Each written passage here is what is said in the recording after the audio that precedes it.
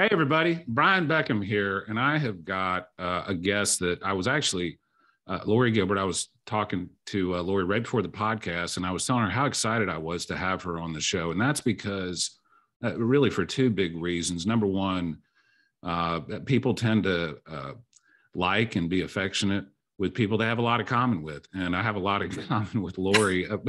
But number two, and maybe more important for purposes of this show, is Laurie is an expert in presentations and public speaking. And that is a topic that I know a lot of people are super interested in. And so the intention today, Laurie, and we talked about this, like I said, a little bit before we went on the air, and that is we're going to talk about how to prepare, how to research, how to think about, and how to give a presentation, whether you're a lawyer or a business professional or anybody else. So Laurie, thank you so much for coming on the show. How are you doing today?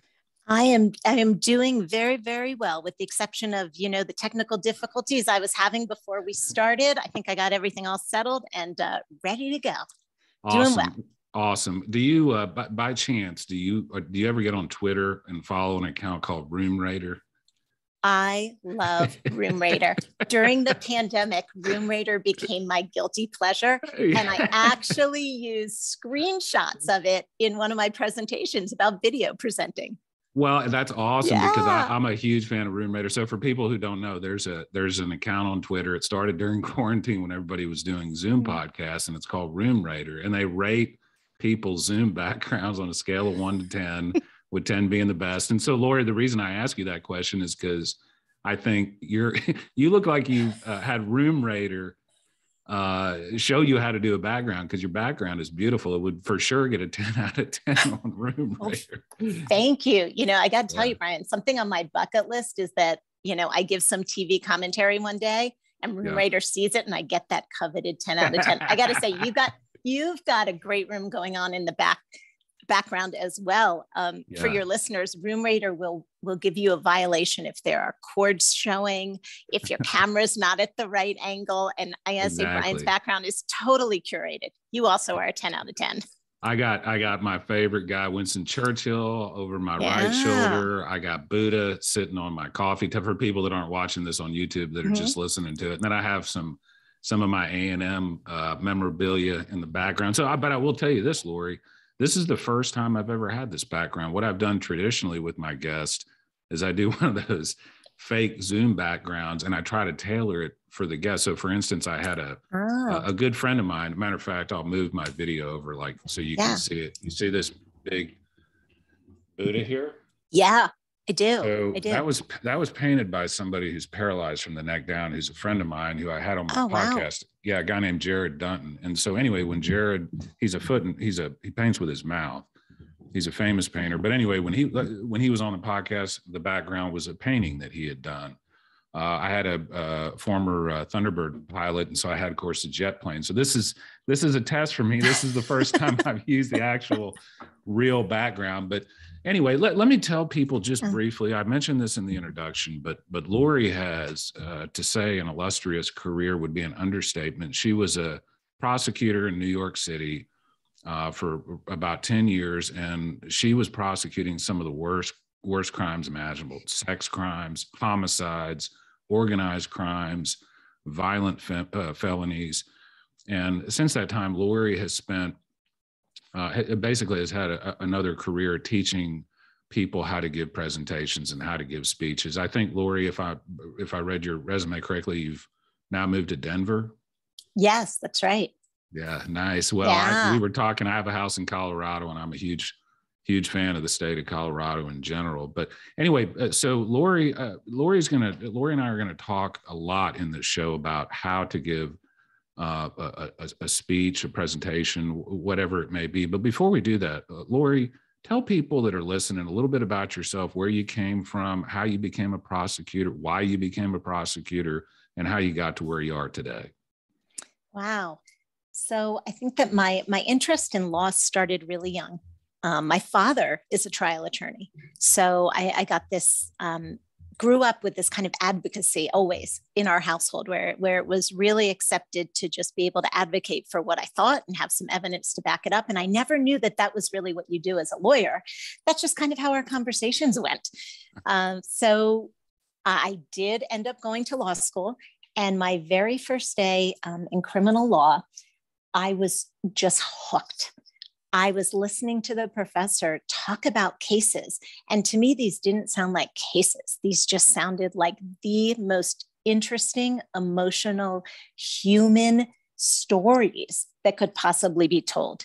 And when you add in the component of, really wanting to have be able to make some difference in people's lives, be able to actually do some justice for people, and put that with what I was learning in criminal law. And I just wanted to be a prosecutor. I knew that that was what I wanted to do. I had known that I wanted to be a trial lawyer, but that really cemented it for me. So I knew after law school that I wanted to be a prosecutor in New York City.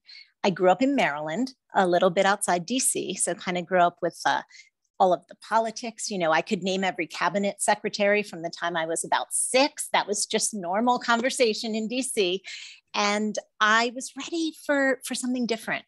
And much like criminal law hit me in that class, the very first time I visited New York City when I was about 15, that also hit me.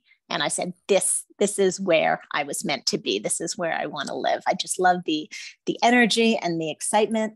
And if you want to be on the cutting edge of the law, and you want to really have the opportunity to work hard and make a difference, a New York City prosecutor's office is a great place to be as a trial lawyer. No doubt about it. And not only that, but New York City historically, I think, has the second best trial lawyers in the country next to Houston. I was going to say, I didn't even have to ask where the absolute best were. I knew that was coming.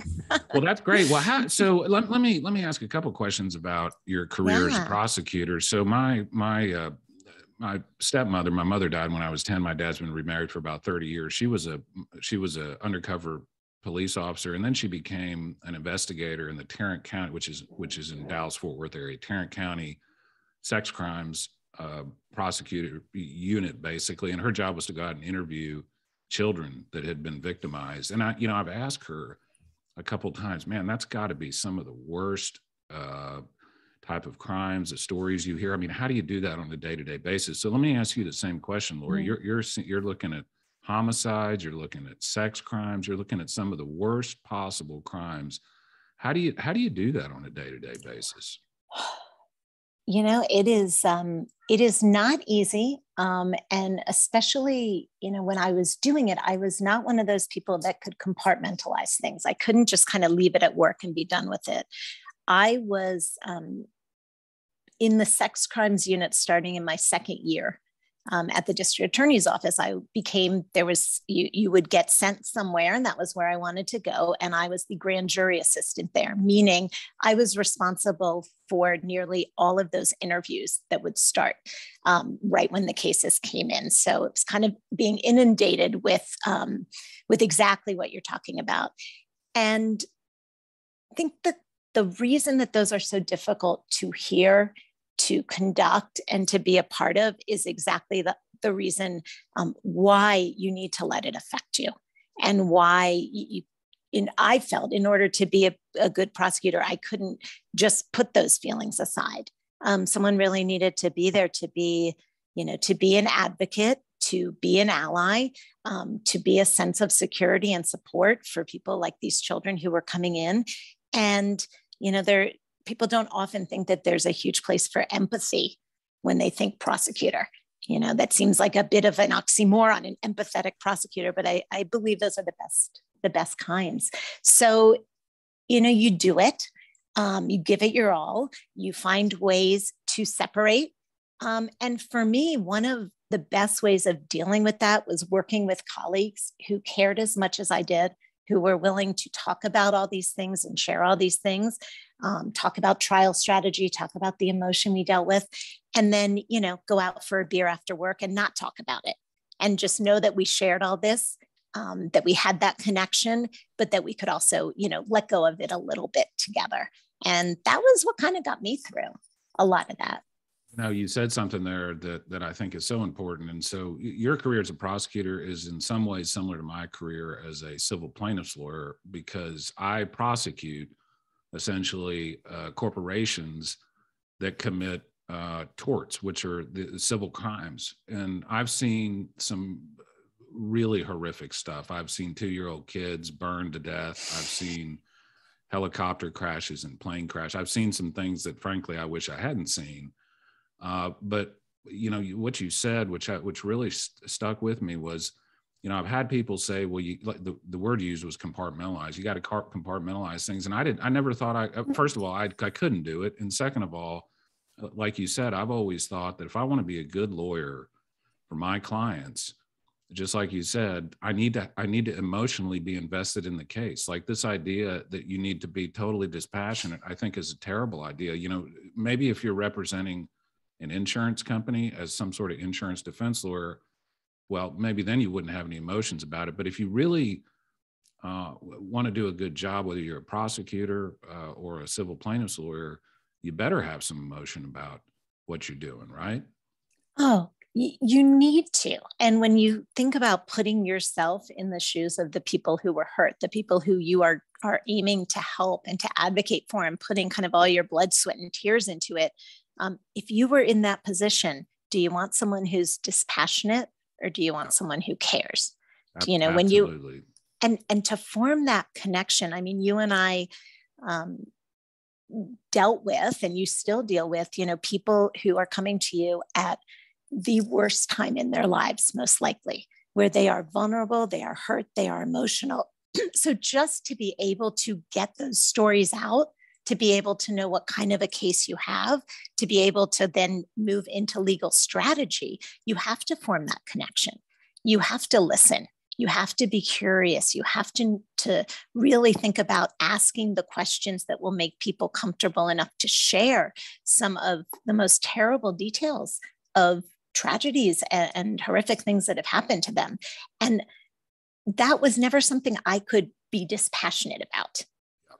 A matter of fact, I've told myself the second I get unemotional about these cases, the time I need to hang it up, because like you said, these are real human beings that we're representing with, like you said, some of the worst times, if not the worst times in their life. And so if you don't feel passionate about that, you're in the wrong line of business. And that, Laurie, to me, is the perfect segue to in my opinion, one of the fundamental principles of speech making, presentation giving, and persuasion. And that is passion persuades.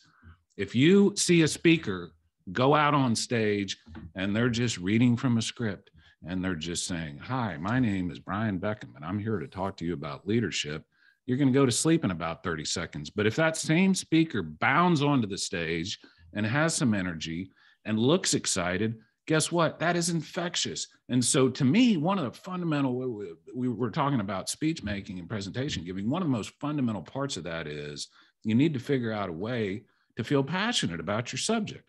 What do you think about that, Laurie? Well, you've nailed it 100%, of course. And, you let me add to your example.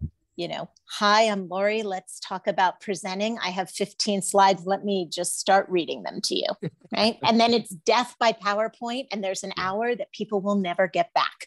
Yeah. So yeah, there's so much that goes into a presentation before you bound onto the stage with all that passion and energy.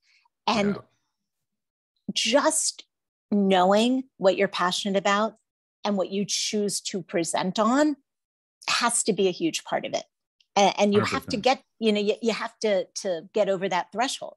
You have to be passionate about it. You have to be able to bring emotion to it. And even if you're assigned to speak on something that you may not initially feel passionate about, I was asked to speak on time management. I am a lifelong procrastinator. I am absolutely not the person who should be asked to speak on this. And I did let the group know, are you sure? Are you sure? And they told me, well, we think you're going to bring a different perspective. I had to find a way to feel passionate about it. Otherwise it would have just been terrible and boring. And I did that through a lot of research, through a lot of figuring out, like, what effect does this have on me? how has this affected my life? How can I help people moving forward? What do I feel passionate about when it comes to this idea of how we figure out what to do with our time?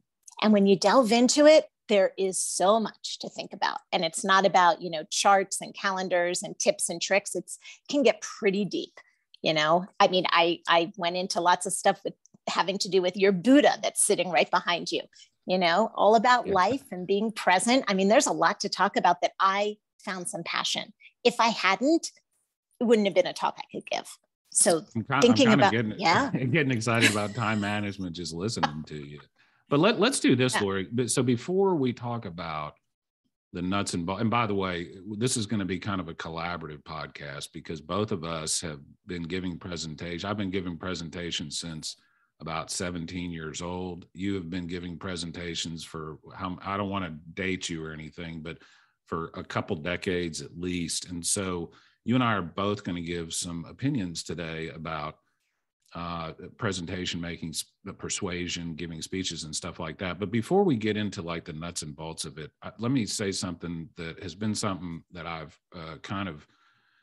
I don't know if you want to call it an insight or realization or what, but within the last couple of years, I used to think that the most important thing in the world was ideas or things like that. I now am convinced that the most powerful force in the world, it's always been the most powerful force in the world, and it will always be the most powerful force in the world, is the power of stories.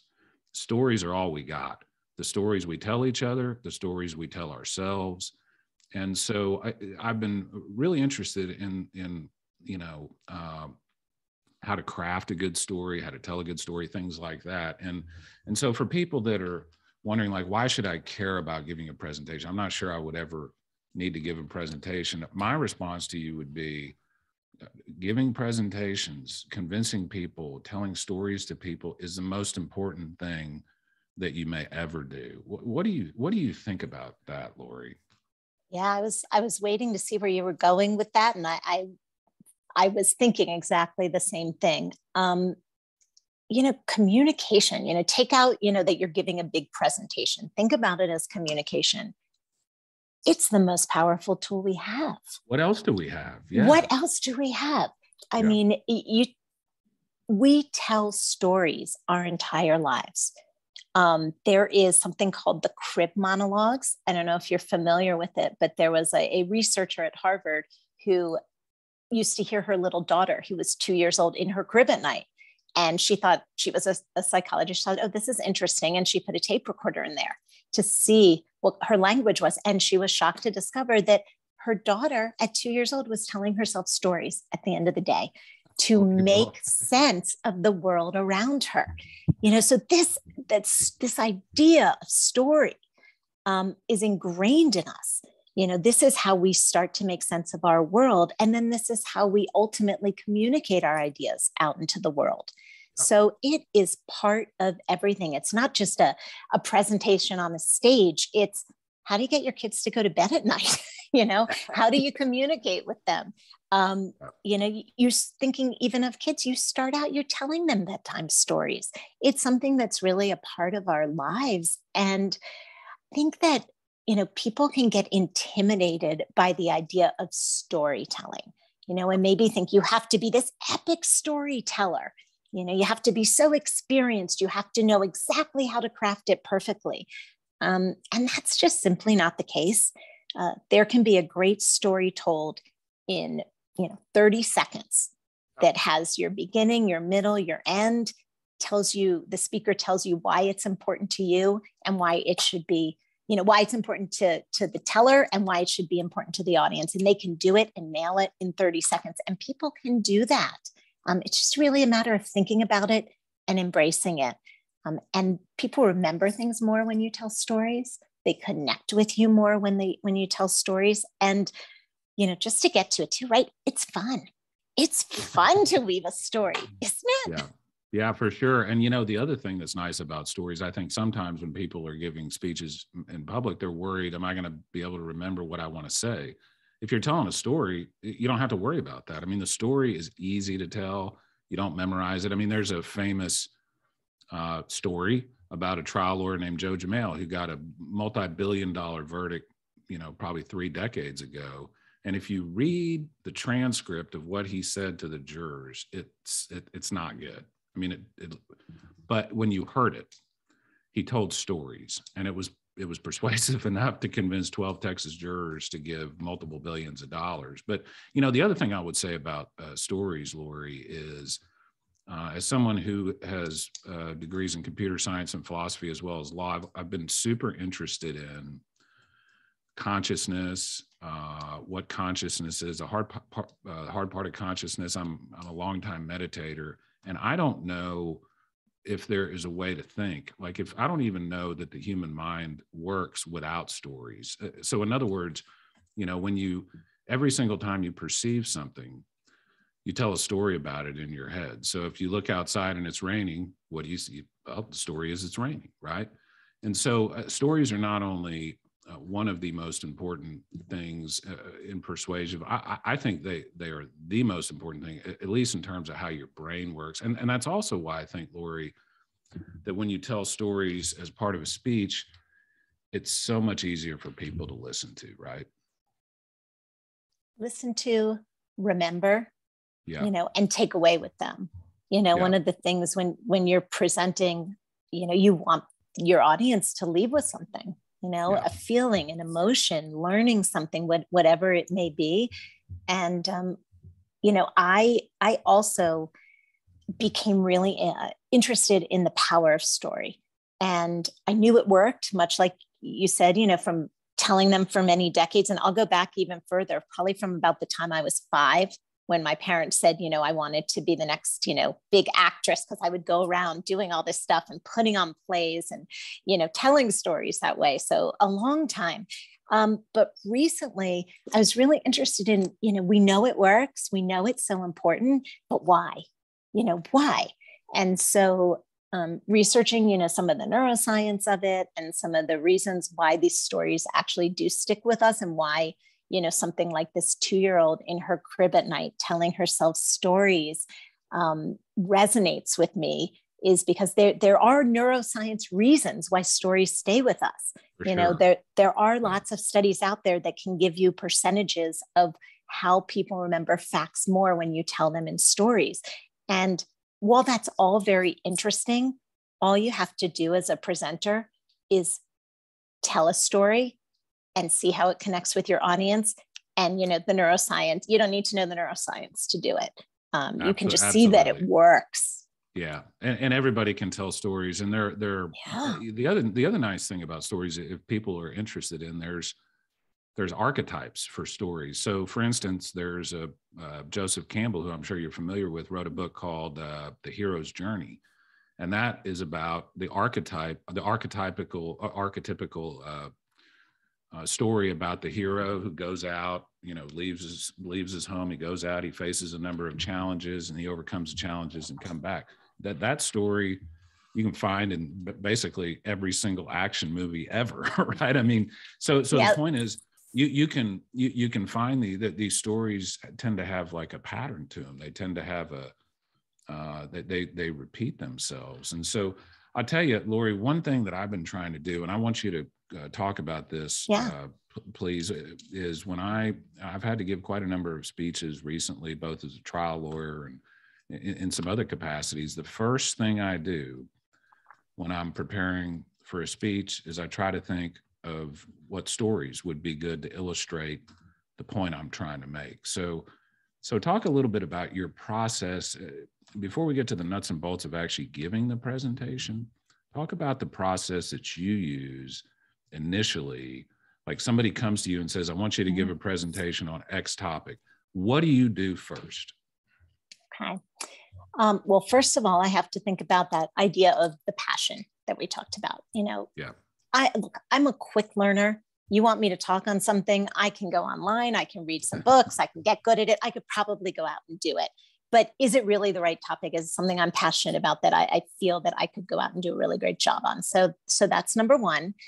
And then I start to really kind of turn it around in my head of what is going to be a really creative way to present about this topic. And I probably so ingrained on me, maybe in you as well from being in front of juries and judges so much is that idea of how am I going to start this and the idea of how am I going to end this are the first things I think about. That starting strong and ending strong and being creative with that. So I start thinking about that. So for example, I gave a presentation last month on public speaking. So very meta, how to present, much like we're talking about today. And, a presentation on how to give presentations. Yeah. Nice. It's a bit of pressure, I gotta say. and what I did was I thought, well, that is a bit of pressure, but let me, as an example, use some of the techniques I'm going to talk about in that presentation so that people can see them working. And so what I started thinking, what are kind of my top few things? I like to start to think in numbers. It can be, when you're giving a presentation, I think it can be very overwhelming to think, oh my gosh, I have to talk for an hour. What am I going to talk about? How am I going to do this? So I like to start thinking, 3 is kind of a nice number. 5's a nice number. If you have a lot of time, you can even go to 10 things, but what are the things I want to share? And another thing I do that doesn't really start, Brian, when I'm asked to do something, but it's something I do all along, is when I see something interesting or I think of something interesting, a graphic that speaks to me, a video, someone telling an amazing story like we've talked about, I keep a file because I know I want to use them one day. So when I'm asked to give something, I'm able to kind of go to that and think, oh, this is where I can use it, or this is where I can use that. So that's how I get started, kind of that blank slate. And I start kind of plugging things into it without having a real serious structure. That's how I get started. I'm curious as to how you get started.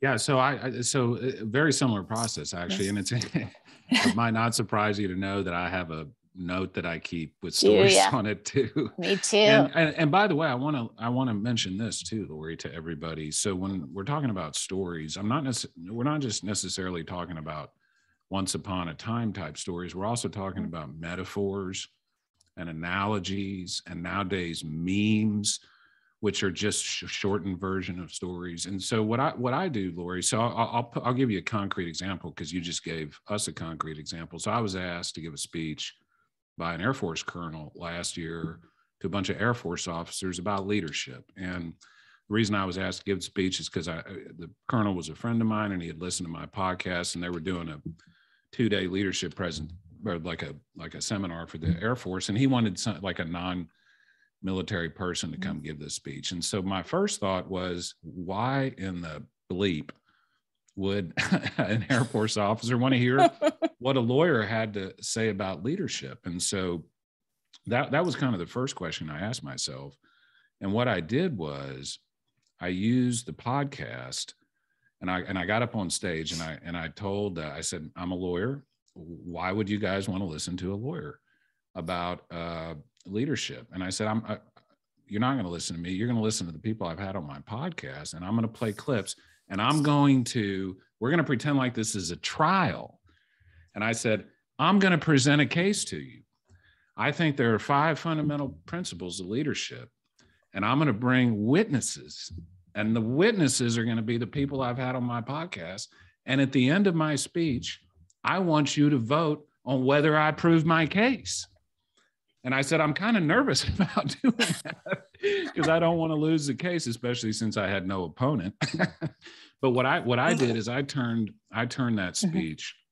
I'm comfortable in the courtroom, and I'm comfortable, putting on legal cases. And so my thought was, I'll reframe the speech and make it about a trial, which everybody loves. Lawyer movies, there's some of the most lawyer TV shows, some of the most popular TV shows ever. Movies have been about trials and things like that. And so that's how I reframed the speech. And then I started looking for stories to tell. So for instance, and by the way, I gave this speech a year ago, and I remember this like it was yesterday. Why? Because it's a good story. So I said, I flashed this picture of this Russian dude in front of, like on the screen when I was giving this presentation. I said, can anybody tell me who this is? And nobody knew who it was. And I said, this person is the reason we are all here today. like everybody in the world. And it was a Russian submarine commander who during the Cuban Missile Crisis was essentially in a position where, based on the rules of the Russian military, he was supposed to launch nuclear weapons against the United States. And he thought that there was something off about the orders that he had received or not received. And so he hesitated and didn't do it.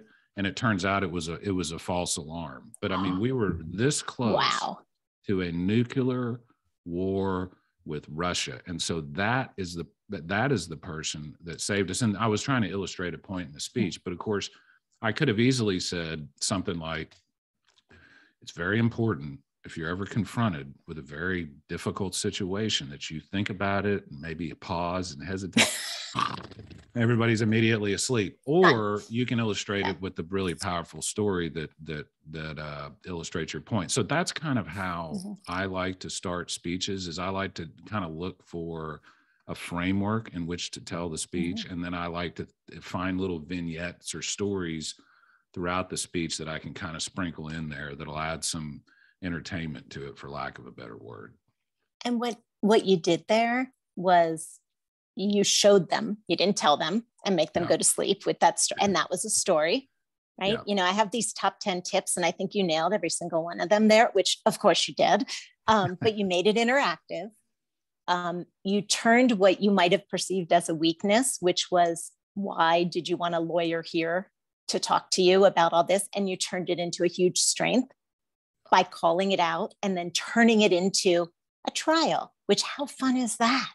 I mean, like you said, why has Law and Order had 25 seasons and they're getting ready for another one? Because people love those stories. Yeah, so you made it fun. You were bold. You were creative with it. I mean, it's just a great way and a great framework to get started with everything. And then you also did, something that I think can make people nervous when they're asked to do something is, how am I going to be comfortable doing this? And they feel like, well, it's always done this way, where you get up and you read your slides and this and that. Well, no, we don't do it that way anymore.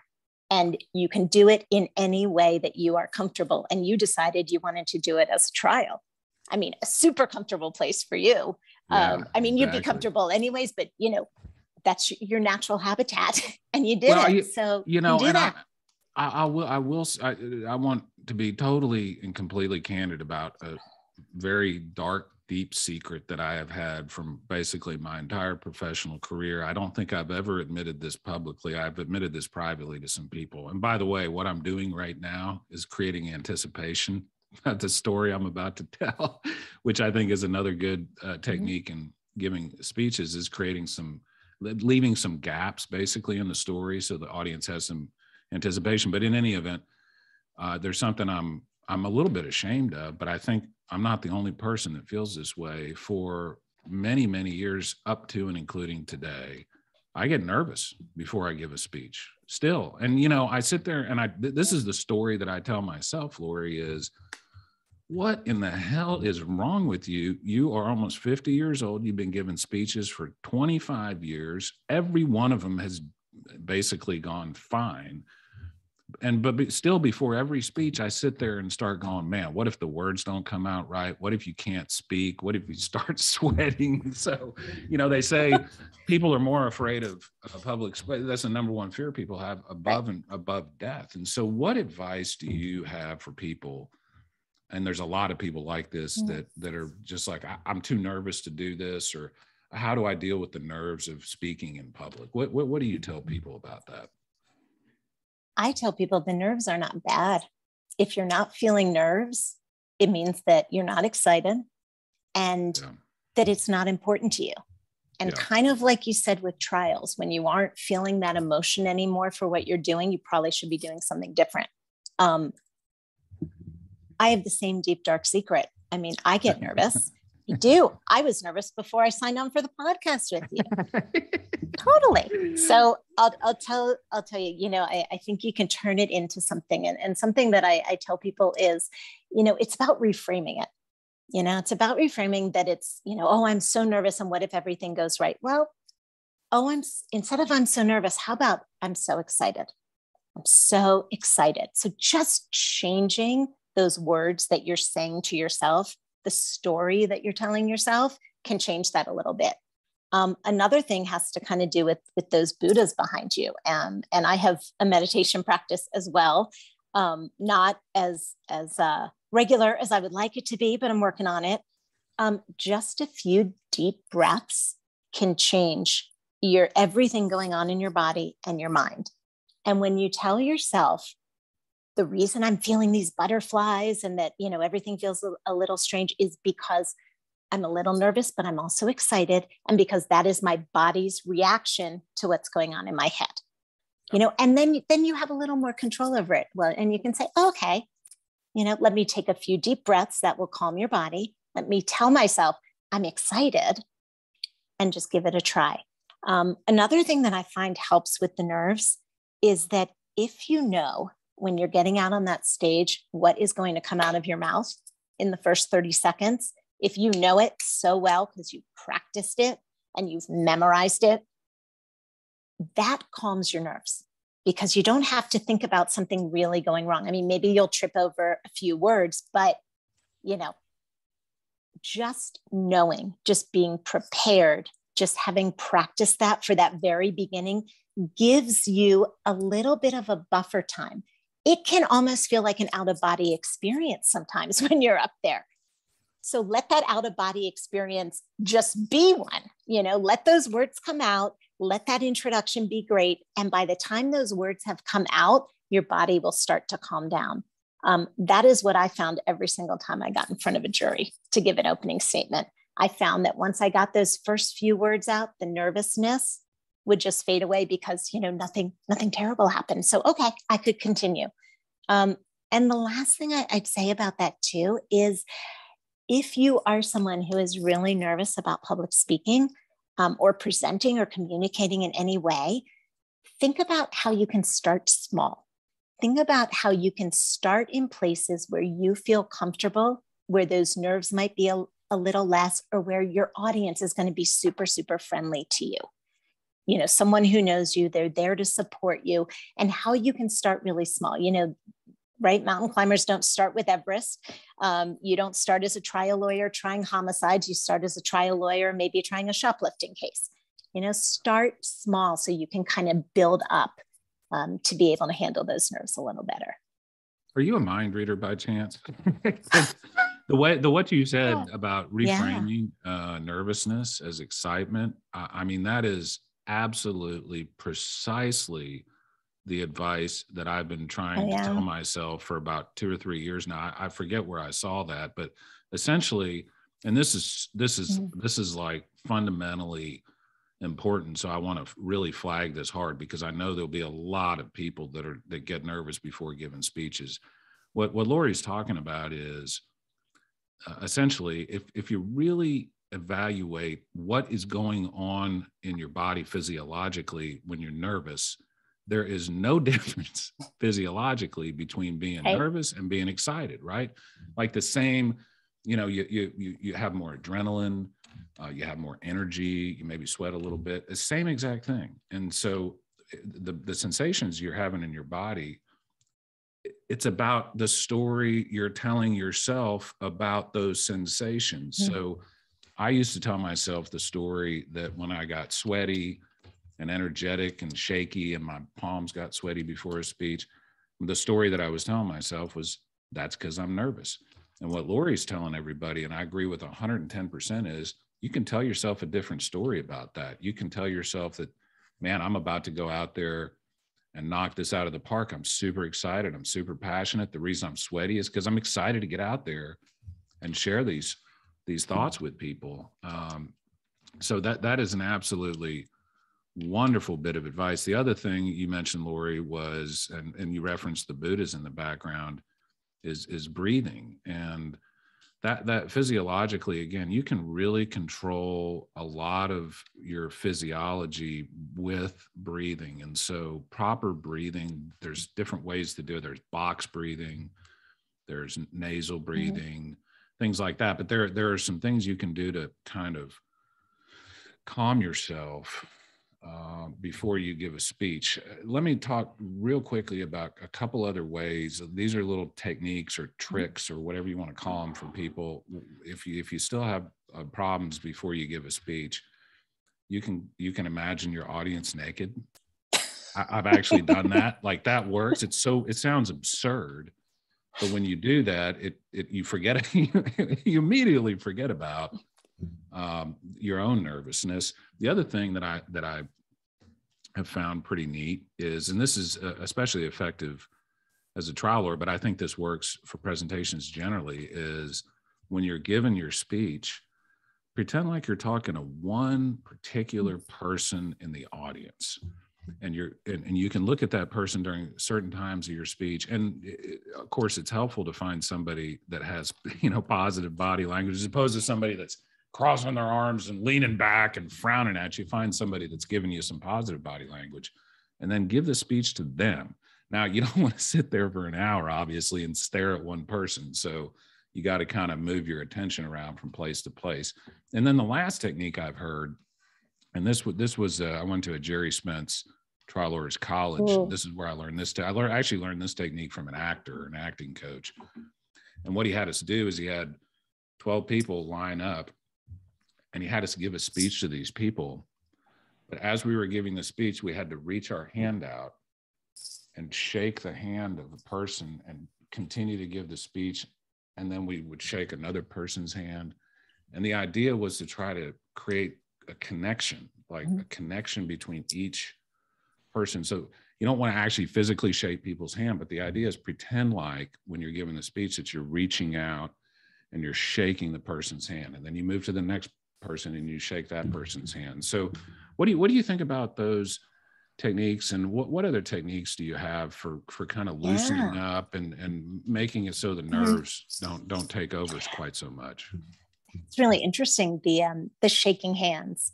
And Jerry Spence being one of, the all-time trial greats. So that's really interesting. I'm gonna have to give that one some more thought, but it does really bring up the point that it is all about connection with your audience.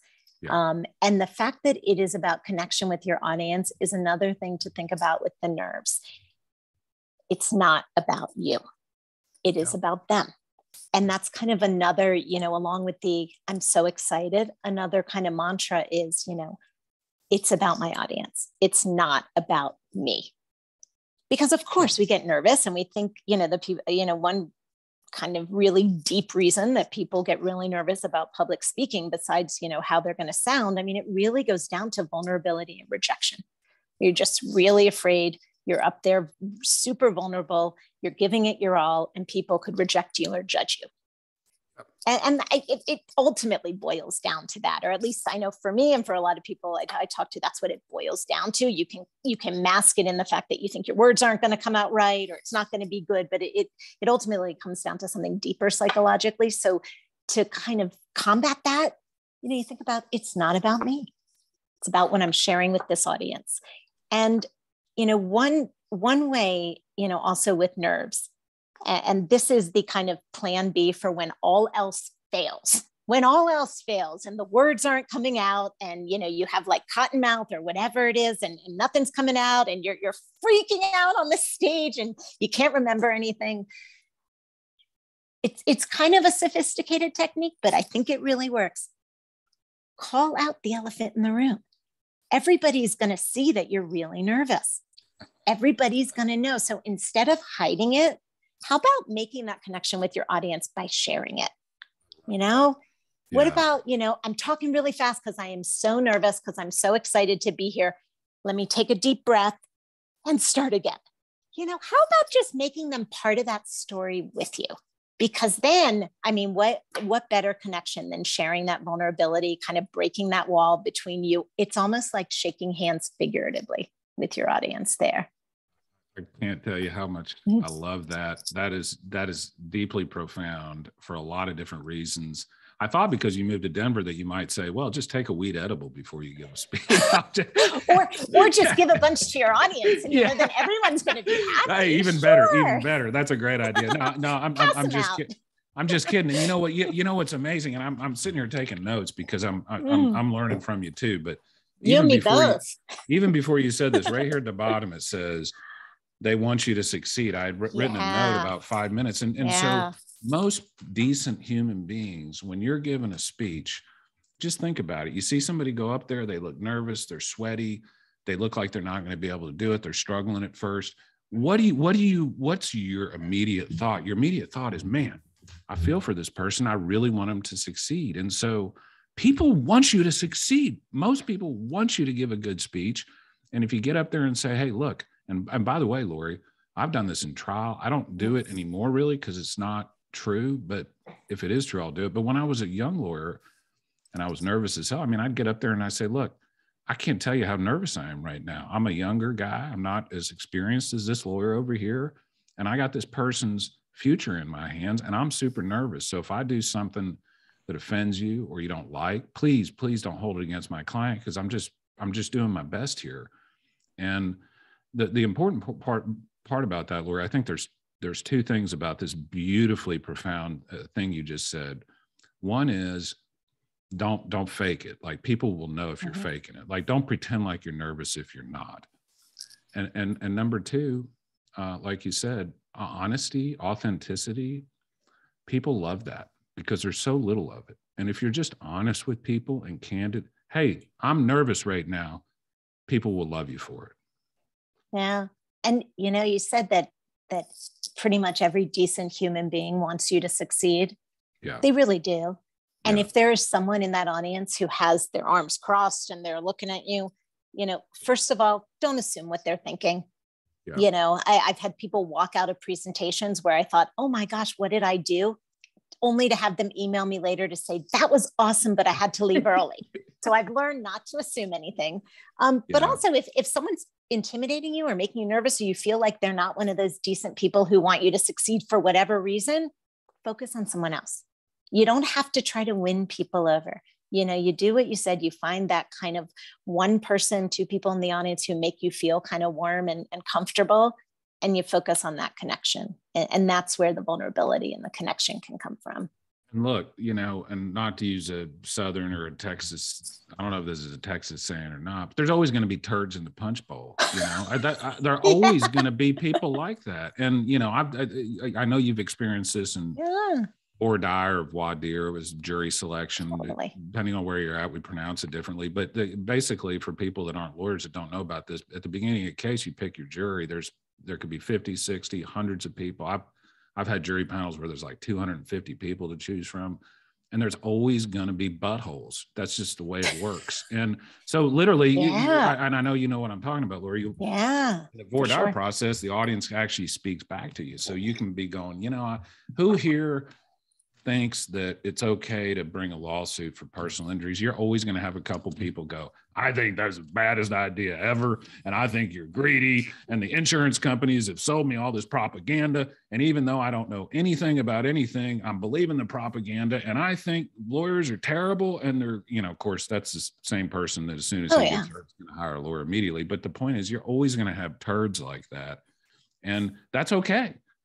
And what I found is everybody else in the audience is kind of looking at themselves going, boy, this guy is a real asshole. Like, I really wish he would shut up so I could listen to the speaker. And so what I try to do in those circumstances is kind of just essentially ignore the person, for lack of a better word, because I know that I'm not the only one that thinks they're a turd. You know what I mean? Right. Or you could, make a mistake as I did in one drug trial, a narcotics trial. And one of those turds ended up on my jury. And during summation, he literally put his arms in front of him and turned his back to me. And I was like, oh my gosh. Guess that's done. Yeah. But, it is not your job as a presenter to think I'm going to, get out there and within the first, 2 minutes, everyone is going to be fully, loving me. Hopefully they will, but, don't give yourself more issues by kind of taking any of that personally. Just keep doing what you're doing when you're up there, right? Because they're always going, like you said, they're always in such a colorful Texas way. They're always going to be those people out there. Yeah. So, okay, let's talk about, so we've talked about what I think maybe the most important thing about giving a speech, and that is having some passion about it. We've talked about the importance of stories.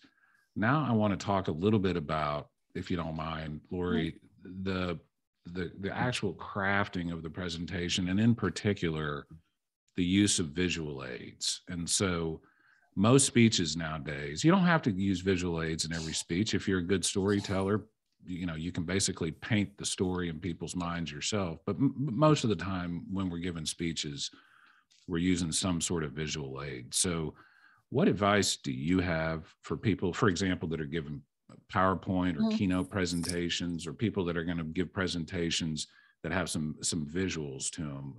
What do you say about that particular piece of a speech? Yeah. If you are going to use them, a visual, a graphic, a video, if you are going to use it, make it good. Don't just put up some, little animation because it's fun to do, but it isn't really relevant, doesn't really have to do with anything. Don't put up a graphic that doesn't really have to do with anything. This is your tool to make an impact. This is not just something you throw in. So make it have an impact, make it actually be relevant to what you're talking about, and make it have an impact on your audience. They can be incredibly powerful. Even in terms of breaking up a presentation, in terms of keeping up your audience's attention during it. There are lots of ways to do that. And one of those ways is with visuals. So say you're talking for a few minutes, you put up your visual like you did at the leadership presentation. Does anyone know who this man is?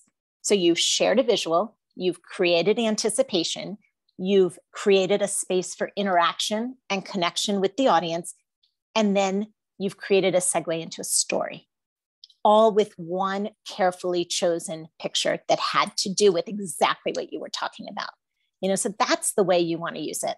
Otherwise, they don't have any power, and people stop paying attention to them. So that would be my number one advice. And my advice too would be to do what I do, and what it sounds like you do too, Brian, is, to keep an eye out for things that resonate with you. Keep an eye out for, visuals, for videos, for memes, any little thing that might strike you when you're on social media, or you're reading the news, or you're reading a book. Maybe it's a passage and you want to blow up a quote and put it up there. That's a great visual.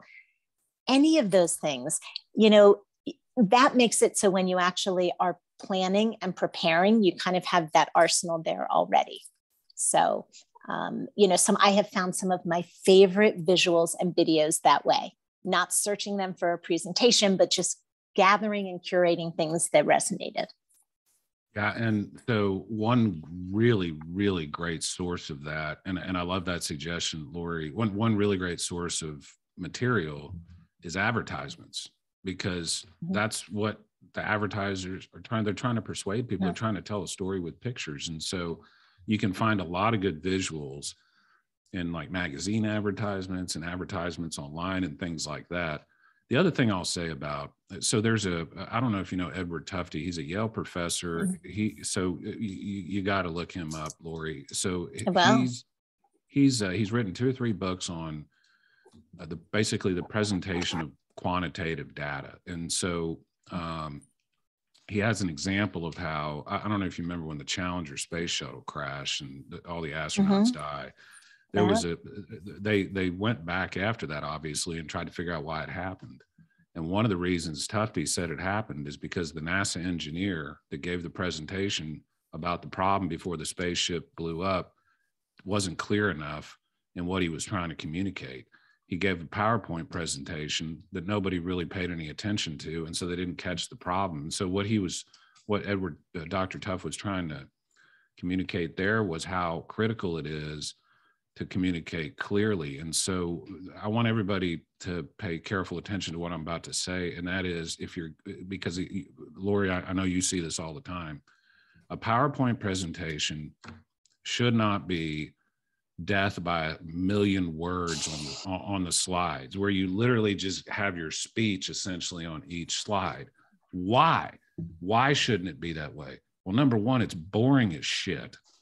And number two, it's impossible for your audience to listen to what you're saying and at the same time read what's on the screen. And so it's one or the other. Either they're reading the screen and they're not listening to you, or they're listening to you and they're not seeing what's on the screen. And so that's why stuff like images, pictures, if you show a picture, totally different story. Pictures, that people can look at a picture, quickly tell themselves a story about it, and at the same time listen to what you have to say about the picture. So just to use a concrete example with this Russian sub-commander, I didn't put a bunch of words. Admiral Vladisok, the Russian guy, does anybody know who Admiral Vlad? You know, I just put a picture of a person. And so you look at it. Ooh, who's that? I'm interested. Who's that, Brian? And so the images work together. If you're going to use a quote or words, like you said, Laurie, my advice to people would be show the quote and then pause and give people a chance to read it before you start talking about it, right? And it's but basically, if anybody listens to this podcast, if you go and listen to a PowerPoint presentation and every single slide is nothing but words, the person you're listening to hasn't for sure hasn't had Laurie as a coach, and probably hasn't had any coaching at all when it comes to public speaking. So what do you think about that, Laurie? Oh, I mean, the PowerPoint, it is not your notes to read to people. It's not what it's for. And, you know, a real threshold question for anything that you are going to put on a slide to show to your audience, even a question before you even start creating any kind of PowerPoint or whatever it is, do you need it? Do you need it? Yep. Do you need it for that presentation? Does it add something, or is it a crutch to you? So that would be my first question. First point. Second is exactly what you said with the words. There is no better way to insult your audience's intelligence and ruin the connection you have with them than reading to them. Kind of saying, I don't trust you to read this and know what it says. And also, I don't have the self-discipline to stop talking and be comfortable with the silence and let you read it. What a great point. Man, Laurie, I think that's like the fifth time I've said that, but like, it's what you said about silence is so true. And so, man, there's this famous lawyer. He's dead now. He died in a car crash about 8 or 9 years ago. But a famous lawyer in Houston who gave a speech one time. I listened. He had it recorded, and here's what he did. They introduced him, and then he slowly walks up on stage and adjusts the podium, and he's adjusting his notes. And this goes on, it seems like forever. You know, it was probably only like 30 seconds or a minute. He and I'm sitting there, and everybody in the audience is going, when is this guy going to say something, right? Freaking genius, because people are just on the edge of their seats. And so and he did this totally consciously. In every trial, he would get up there and do the same thing. And so you just talked about the power of silence, and that's silence speaks volumes, number one. And number two, silence also can be used as a persuasive tool or as a tool to create some tension or some anticipation. So that's such an important point, Laurie. Talk a little bit more about what you tell your clients about the power of silence. Yeah, silence, embracing that pause and embracing that silence is so powerful. It's like having white space on a piece of paper when you're breathing. Reading. See, now I'm talking too much and I'm ruining my words. It just gives your brain a little bit of a break. There are studies that show that people pay the most attention after humor and silence. So you want to, there's a reason for it. And I use an example in one of my presentations of someone who did something similar to the lawyer you're talking about. A few days ago was the anniversary of the shooting at Marjorie Stoneman School in Parkland, in Florida.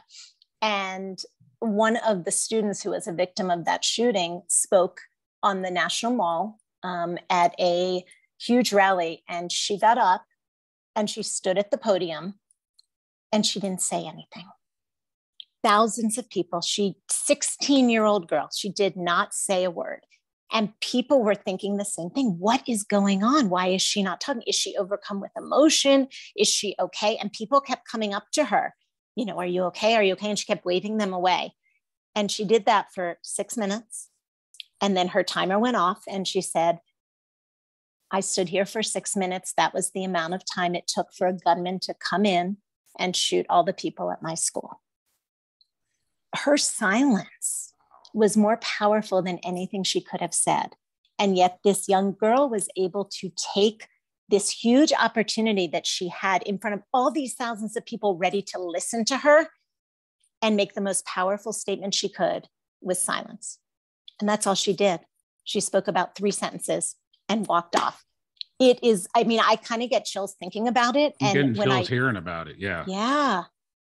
When you watch it, and I use it in presentations, it really shows people the power of silence.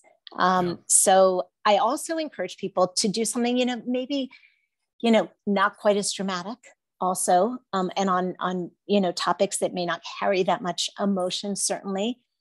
It's that when you're starting a presentation, walk to where you want to be, kind of take your breath, use that eye contact with your audience, and just pause before you get started, because you're creating through that silence, that anticipation for your audience to, look at you and think, well, what's she doing? And is she ready? And she certainly looks very, ready up there. Now let me get myself ready. And then they're going to be listening. So, it can be scary. People like to fill the silence. They like to fill it. So I just encourage people to use it and try it. And I always hear from clients who actually try it, how much it really works and how good they feel doing it. And another way you can use that, and this is not necessarily in the speech making or presentation making capacity, but for the lawyers listening, I've had times where I've asked adverse witness a series of questions, and then they'll give me an answer that's like totally preposterous or sounds horrible or something. And what I used to do when I was young and immature is I'd immediately follow up. Yes, you said blah, blah, blah. Now, if I get the witness to say something that really helps my case or makes them look really bad, I shut up for about 5 to 10 seconds. Basically, because what you're doing without saying anything is you're putting an exclamation mark and you're letting the jury think about, what did that person just say? Did they just say what I think they said? Oh my God. And whereas if you immediately start speaking after somebody says something like that, their brain doesn't have a chance to kind of catch up. So that's another. So the point is there's a lot of different ways you can deploy silence to be extremely powerful in a presentation or a speech or any sort of persuasive environment. Well, Laurie, let's move on. And we could literally, you and I could sit down and have a 2-day seminar about this. We could. Maybe we should. Maybe we should. But I do want to talk about, I want to make sure and hit on some, what I think are absolutely critical things that people are both know about and put into practice when they're giving presentations. And so you mentioned this earlier on in the podcast, the notion of primacy and recency. And so psychologically, people remember the first thing they hear, and they remember the thing they heard most recently. And the stuff in the middle is oftentimes kind of mushed together. And so the first 30 seconds, the first minute of it, it's just like writing a paper or doing some blog post or video online. You have a finite amount of time to really capture people's attention. And so, Laurie, first of all, what do you think about that? And second of all, what do you tell your coaching clients and the people you talk to about what do you do in that first part of the speech? Like, what is the most effective way to start a speech? Yeah, you said a finite amount of time. The science shows it's about 2 to 7 seconds to grab someone's attention. Yeah. That is incredibly finite. So that introduction, that starting is so important. So what I tell clients and the people who, when they find out that I'm a communications coach immediately say, oh, how do I make my presentations better? As if you can just give 1, 2, 3. What I do tell them is that the easiest way to make your presentations better, to make any communication better, is to really think about that hook, that introduction in the beginning. And there are so many fun, bold, creative ways to bring people in to your communication. So you can ask them a question. You can use a really interesting statistic. You can tell a story, even a short one, really powerful. If you want to really have some fun with it and it works, use a prop for something. Use a picture, much like you did with the picture of the Admiral. Anything that is going to be a bit unexpected and that is going to show your audience immediately that you are thinking about them, that you want to make this interesting for them, that you want to bring them in right away, and that you are going to connect with them immediately. There is no worse way to start something than, hi, I'm Laurie, and today we're going to talk about presenting. So let me put up my slides and let's get started. You've just wasted a huge opportunity to make that impression. And I also tell clients, think about what you want people to immediately think about you when you get up there. Do you want them to think you're funny?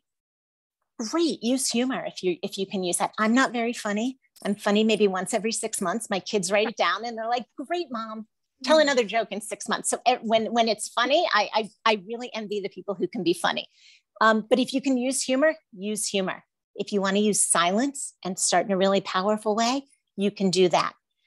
If you have something, you can use something interactive. There are lots of great tools out there. Ask somebody, well, what do you think of when you think of time management? Give me 3 words. And then you can have a great tool that'll make like a word cloud. And then all of a sudden things start popping up on the screen and people get to see what everyone else in the audience thinks. And then you can pull out a few of those words, talk about them, and then you think about a way that you're going to use them in the end for that recency part. But do not let that opportunity go to grab your audience right away.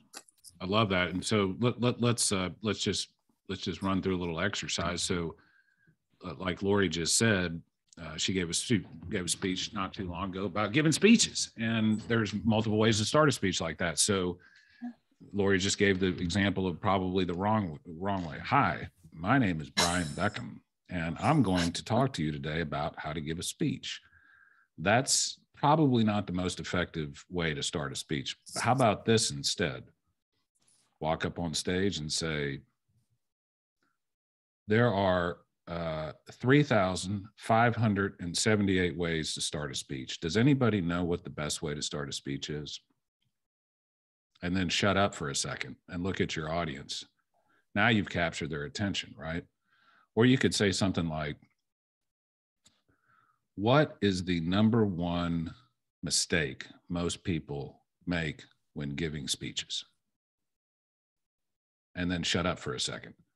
And see what you're doing there. Like Laurie said, the first one was an example of a question. The second one was an example, maybe more of a statistic, or maybe I got those reversed. But the point is, you want to do something to pique your audience's attention. Another way to do that, and I think Laurie mentioned this, is flash up on the screen the number 96% or something like that, and look at it, and then say, 96% of the people in the world are more afraid of public speaking than they are of dying, or something like some really interesting, weird statistic. And so the point Laurie's making, everybody, is don't get up there, introduce yourself by name, and then start talking about what you're going to do. Do something with some energy. Do something that captures people's minds. Like if I ask you a question, and that's basically, I'm capturing your mind for a brief period of time. So if I ask Laurie on this podcast right now, hey, Laurie, what is that? Where'd you get that picture behind you? Now Laurie's mind, whatever she was thinking about, now it's switched to what I want her to think about, namely where she got that picture that's behind her.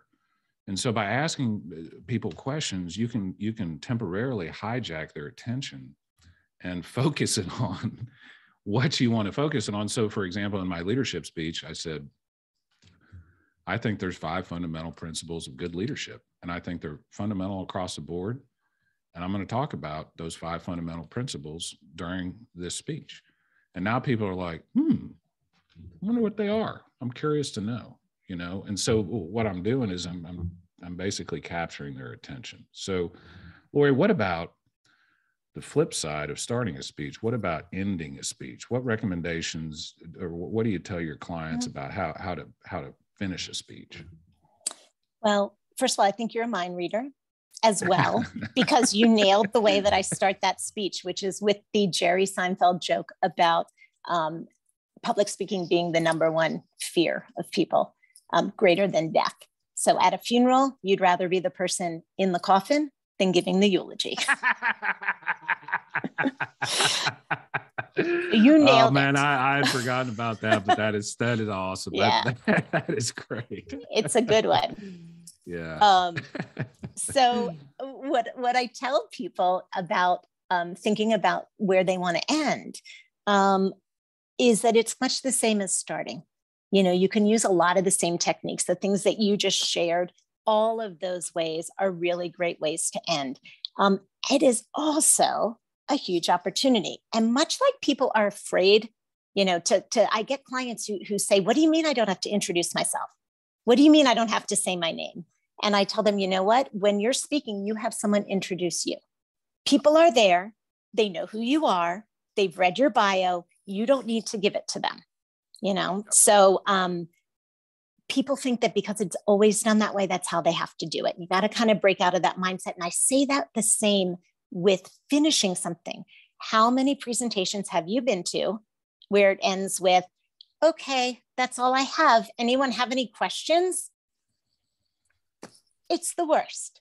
Okay, so you have this huge opportunity. You have done this great introduction. You have been so bold and creative. You've done all these great visuals. And then you're at the end and you're going to just turn over that opportunity to end really strong to questions that someone in the audience may ask. You've just turned over control of your presentation to someone else. Not that you shouldn't do questions. You can do questions separately, but you want to end in a way that leaves people leaving that room with the emotion you want them to have. Do you want them to feel inspired? Do you want them to feel, you know, that they've just learned so much? What do you want them to feel? What do you want them to do? Give that some thought and then craft that ending. One of my favorite things, my favorite techniques to do is to bookend, you know, the beginning and the end, you know, almost like bookends on a shelf. So they relate to each other. So you come back maybe to something you talked about in the beginning, and then you bring your audience back to it at the end. And let's say you had them share 3 words in the beginning. One of the things I like to ask sometimes, I ask people what's on their bucket list when we're talking about time management. And they share some things, then we share, well, one of the reasons people don't often get to a lot of these things is they think they don't have time. And then I end with something about the bucket list and time, and how they're going to go out now and do all these great things on their bucket list. So you bookend it. And it also shows your audience you care about them. You've thought about this. You want it to make sense, and you've thought about how you want them to be leaving that time with you. So that is my advice. Do not give up that opportunity. I mean, if you just peter out at the end, that is not good, and don't do it. All right. You know what I did in my leadership speech, like I said, I made it into a trial. And at the very end of the speech, I had them vote on whether I'd proved my case. And I said, so y'all are the jury. Did we prove our case? And every single person raised their hand. And I said, see, unanimous verdict. Yeah, we win. So anyway, but I think the point is a great one. You want to end with a bang. And there's a number of different ways to do that. You can like challenge people, like, now what are you going to do with this information? You can, like you said, you know, you can do it in a number of different ways. But the point is, you want to maybe leave people with either a challenge or a question or a task to do or something to think about. Laurie, we're bumping up against our time just a little bit. Do you have a few more minutes? I do. I have to say, though, that my computer is about to lose battery. So if you give me just 1 second, I just want to plug it in.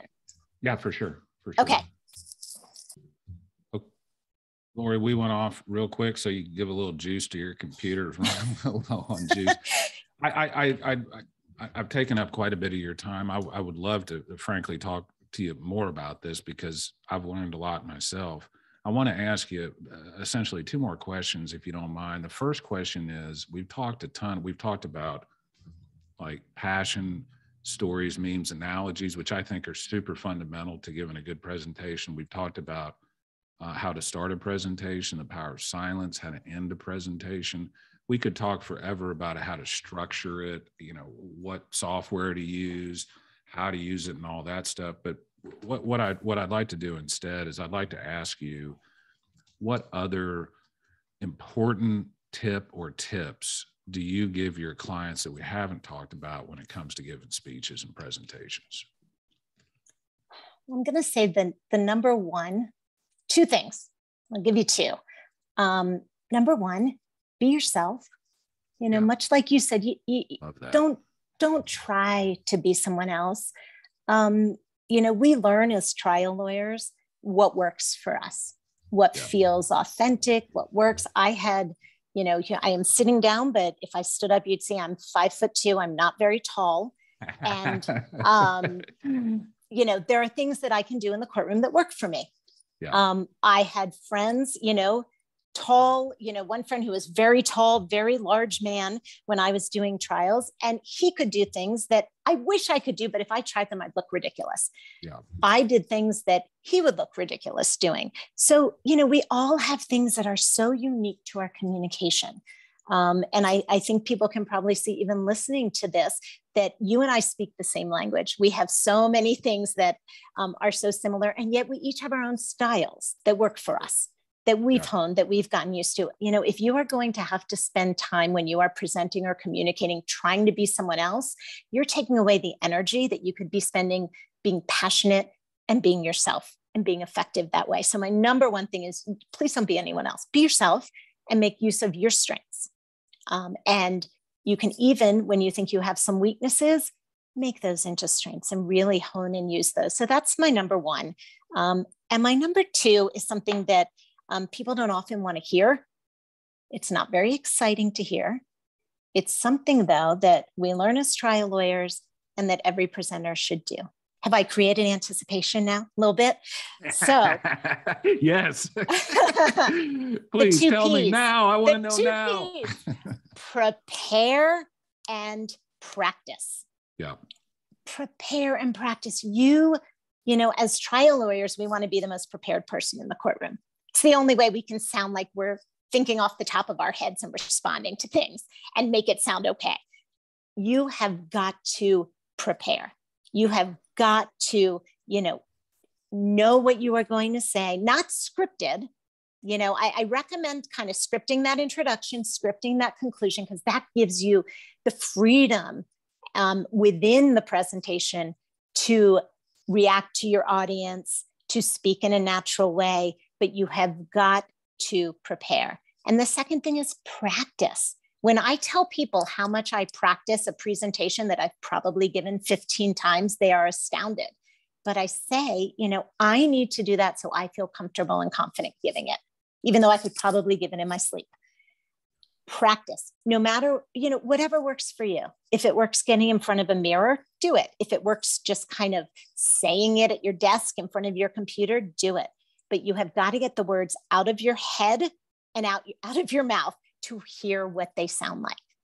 You've got to do that. You cannot just do it in your head and think, oh, I have it all and it's going to all be good and I've gone through it in my head. You have got to say the words. So not just practice, but maybe even practice in front of a mirror or practice when you video yourself. I know people that do that say it's very helpful. I'll tell you again. It's so weird that you said be yourself, because that is literally and I'm not bullshitting here, Laurie. Yeah. The number 1 thing I write on the top of my legal pad before I give an opening statement is be yourself. And that's because I used to not do that. I mean, I remember there were times early on in my career that there were lawyers that I would look up to, and then I would try to emulate those lawyers, and it wasn't me. And inevitably I lost those cases. And so I started saying, you know what, I'm just going to be the person I am. And if that's not good enough, that's not good enough. But frankly, you know, it's really, the cases really aren't about the lawyers anyway. It's about the facts and the evidence and the witnesses. But it is truly the exact phrase I put at the top of I say, be yourself, be yourself, be yourself. And so what great advice. The other thing, practice, prepare and practice. You know, it's just like any skill. Giving speeches, giving presentations, the more you do it, the more you practice, the better you get. The less you do it, the less you practice, the less you improve. And so, you know, those sound, be yourself and prepare and practice, sounds cliched, but it's so true. So Laurie, the last question I have for you is this: what kind of people? So you run a consulting a business where you teach a variety of different people how to give speeches and presentations. What kind of people do you look for in clients? Like, what kind of people should seek out your particular types of services? Yeah, well, first I would say people who are ready to do the work. Because if you're not ready to do the work and you're not ready to devote some time to really developing kind of who you are as a speaker, and working on some of these techniques that we're talking about, it would honestly just be wasted money. Don't do it. You got to do it when you're ready. I work with mostly executives, entrepreneurs, founders, and trial lawyers. So I actually do trial coaching for lawyers who are starting to, go into, usually younger lawyers starting to go into the courtroom. And, for those people, it's people who just want a little extra support. Often solos who don't necessarily have professional development in their firms and whole departments to help them out. And, they want an expert to kind of come along with them and be that sounding board and be that person they can talk trial strategy with, or talk, about order of witnesses, or how to do an opening, how to do a closing. For my communications work, I do work with a lot of founders who are in startups. They want to get the story out of what their company is doing, and they really want to craft it. And get used to telling it and figure out really the best way to communicate that into the world. And then I also do work with some younger people who really are ahead of their time in discovering the power of communication. And that's really fun too. So anybody who feels like what they are interested by what we've talked about today, and they're ready to kind of roll their sleeves up and start to do the work, those are the people who I really love working with. Well, I'll tell you, I've been a practicing trial lawyer for over 20 years now, and there's parts of my game that I'm still working on. So for example, 6 months ago, I told a lady that I work with who's a trial consultant, I said, I need help on damages, on communicating damages in cases. And Laurie, I want to talk to you offline, because I think I may want to hire you to help me out with some weak spots that I have in my own presentation skills, some areas where I want to improve. But tell people where they can find you online if they're interested in learning more about you, learning more about the company and the services you provide. Where's the best place to find you? Yeah, absolutely. You can find me at my website. It's Tribeca Blue Consulting. Tribeca is the neighborhood in New York where I used to live, stands for Triangle Below Canal. Those of you who don't know, kind of all the neighborhoods in New York City. So TribecaBlueConsulting.com. There's a form right on the website. And if you'd like to continue this conversation, I would be happy to hear from you. You can contact me directly. And I'm also on LinkedIn at Laurie Gilbertson. And I'd love to connect and let me know you've heard me on Brian's podcast. Awesome. Wonderful. Well, everybody, last night I was talking to my wife, and I was like, man, I am I get pretty excited about most of my podcasts, but I was reading your resume and I was looking up your stuff on LinkedIn, and I was like telling my wife, I said, man, I'm really excited about this podcast tomorrow. This is going to be absolutely perfect. I said, Laurie's got 3 kids like I do. She lives in Denver now. We have a house in Colorado. She's a lawyer, and she's really into communications and speeches and presentations and persuasion and stuff that I'm just fascinated with. And Laurie, I'll tell you what, not only did you not disappoint, I had an even better time than I thought I was going to have. And I thought I was going to have a great time. So seriously, in all honesty, thank you so much for your time. This was an awesome show. I think there's going to be a ton of people that are going to be super interested in what you have to say. And I just can't thank you enough for coming on the show. Oh, Brian, thank you so much for the invitation and for the fantastic conversation. Much like you, I've been taking a lot of notes myself, so I learned a lot too. Thanks for such a great conversation. Thank you. Talk soon. Okay.